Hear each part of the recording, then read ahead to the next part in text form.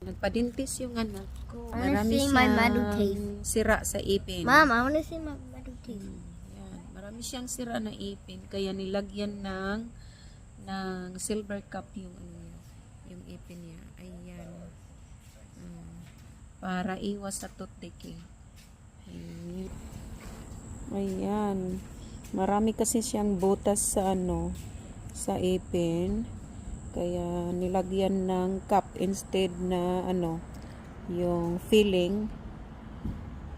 Na lang ang nilagay, silver cup. Yan, dalawa ang nilagay. Pero balik pa kami dito para lagyan sa taas.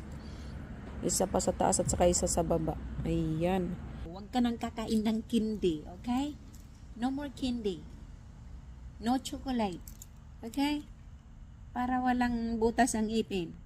Para hindi magka-tooth decay. Okay?